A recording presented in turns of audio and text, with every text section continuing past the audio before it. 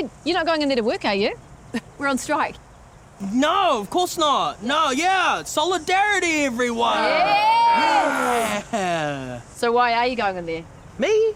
I'm gonna go get my thing that I really need right now. It's my important item. I need my phone. I need to go get my phone in the factory. So I'm just gonna pop in there and... So what's that? What's what? I can hear something ringing. No, that's the birds, Renee. It's coming from your pocket. In my pocket? A bird in my pocket? What? Oh no, this isn't a bird, this is a phone. This is my phone.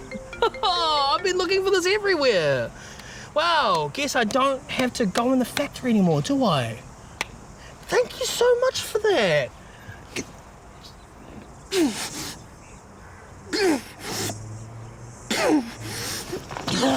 Fine. Fair play. Okay, fine. I won't do that again. I'm not gonna do that again. Okay? It's gonna be fine. Okay, truce. We all good? How about this? There was a ice cream truck that crashed over there and all the ice cream fell out and now there's just free ice cream on the ground. So if you guys want to go check it out, I can stay right here and I can man the fort, make sure no funny business happens. You're obviously lying, David. No one believes you. Okay. She's right. I was lying. But you know what I'll never lie about? My son. And he is in that factory right now. And I don't know how he got in there yet, but I know he's in there and he needs me. He needs his papa because I have his medicine. And if he doesn't get his medicine in the next 5 minutes, he's gonna turn inside out. And I don't want that to happen, so please, can I go in there and just save my son from being turned inside out? Please.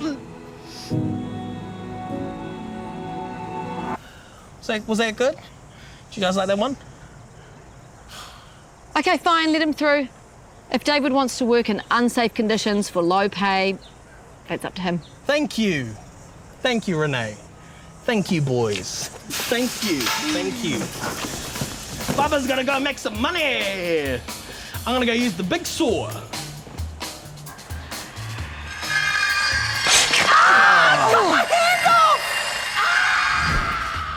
Sometimes you want to change things the government isn't in charge of.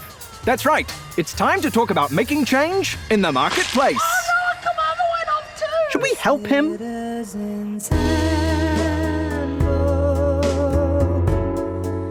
A Citizens Handbook.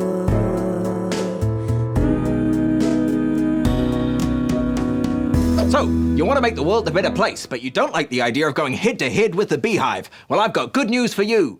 Collective action doesn't always have to target the government. You can also put your people power to perfectly good use in the market. Now, you can be forgiven for thinking that markets are complicated. I mean, there's companies, businesses, fat cats, big wigs, regulations, stimuluses, taxpayers' unions, wages, salaries, FBOS sales, discount specials, 2-for-1s, low prices, and watching over it all with her benevolent, unaging smile, the Briscoes lady. It all sounds complicated, but there are actually lots of ways to change how companies behave. For example, if you want to change the behavior of a company, you could always start a rival company that does things differently.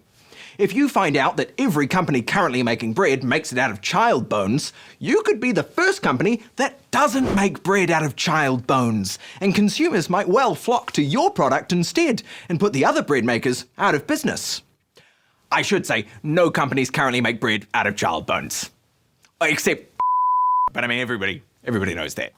But what if you don't want to start a company? Well, don't worry, there's still lots of other ways to use the market, to pressure companies to do what you want. Companies need two things to function. They need money and they need people to work for them. So you can withhold those things and make them think about what they've done. It's time to talk about boycotts, divestments, strikes and money, or simply BDSM. Story time! Once upon a time in the early 1900s, There was a coal mine in the town of Blackball called the Blackball Coal Mine. Mine life was tough, and the miners had a lot of complaints like, our shifts are too bloody long, and our lunch breaks aren't bloody long enough. And to be perfectly honest, I'm a bit worried about the long-term environmental effects of all this fossil fuel consumption. Whenever the miners brought it up with the mine owners, though, they just went, blah, blah, blah, whatever, shut your traps and get back to work. And nothing ever changed. So one day, when a manager fired a guy for taking more than 15 minutes to eat his pie, the whole Blackpool Miners Union put down their tools and stopped working. They told their manager, we're not going to start work again until you give that guy his job back and also give us more than 15 minutes to eat our pies. And the manager went, no. But the miners kept their word and work at the Blackpool coal mine ground to a halt. The strike dragged on for months with neither side giving in. The mine owners were like, we don't need you anyway. We have a whole other coal mine down the road. Good luck feeding your families. And the miners were like, actually, we're growing lots of veggies at home and also some farmers are helping us out too, so we can definitely hold out as long as you want. Eventually, the mine company went, okay, look, our other mine may or may not have just flooded and our very obstinate chairman just died. So we'd quite like you to start working again, please. And yes, we'll hire back Pat and give you longer lunch breaks. And the miners went, yay, yeah, woo! And work at the Blackpool coal mine resumed, and 100 years later, climate change happened. Whoopsie, the end. These days, workplace strikes are only legal under very specific circumstances. Basically, your union can only go on a lawful strike if your collective agreement has expired, your negotiations for a new one started at least 40 days ago, and you gave your boss and the Ministry of Business, Innovation and Employment a heads up before you did anything. Unlawful strikes can land a union in court, possibly having to cough up a crap load of money. So with bankruptcy on the line, they tend to be pretty careful about pushing the old strike button. Still, strikes, or the threat of a strike, are powerful negotiation tools. If you have enough workers refusing to work, most businesses will find it very hard to do any business at all. And they might discover that the pay rises they said were impossible yesterday suddenly don't seem so impossible. But what if the business you want to send a message to isn't one you can withdraw your labour from because you don't work for them? Well, that's when boycotts come in handy. Boycotts are easy. All you have to do is convince a bunch of people to stop giving a business money. If they take enough of a financial hit, you've got a pretty good shot at getting them to change their ways. Just ask the pubs in Greymouth who dared to raise the price of beer in 1947 and found themselves boycotted for over 4 months until they backed down and lowered their prices again. Or ask DB Breweries what happened when they tried to close their beer factory in Greymouth. That's right, a good old-fashioned boycott changed their minds right around. But not all boycotts have to be about beer. Or even Greymouth. They don't even have to be about businesses at all. Sometimes you can cut out the middleman and just boycott a whole country. In the 1930s, New Zealanders boycotted Japanese imports after Japan invaded China. And in the 70s and 80s, we boycotted South African and Chilean imports because we thought, respectively, that apartheid was shitty and fascism sucked. When you buy someone's products, not only are you helping them stay in business, you're also giving them a tiny little nod of approval. When you invest in a business, that's even more full on. If you invest in a business, you're basically giving them a big sloppy kiss on the cheek and telling them what you're doing is amazing. Please don't stop or change in any way, I love you. That's when divestment, the opposite of investment, comes in handy. Now, apart from 1 or 2 of you, chances are that you don't have millions of dollars personally invested in oil companies. But until recently, your council, your bank, or your university probably did. Those institutions were all saying, hi oil companies, we might not love what you do, but considering you're a legitimate part of society, we might as well make some money off you. So one divestment campaign targeted those institutions and pressured them into divesting from fossil fuels.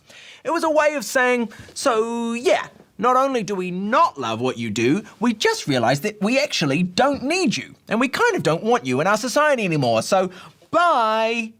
And this can have a massive flow-on effect. Not only can you pressure your bank into withdrawing their investments from the thing that you hate, but if enough people are doing the same, you can end up destabilising investments worldwide in the thing that you hate, making it less reliable and less profitable, and making even more people divest.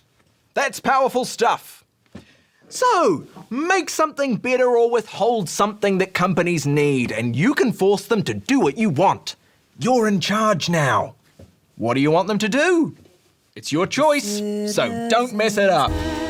Good luck. Bye. A citizen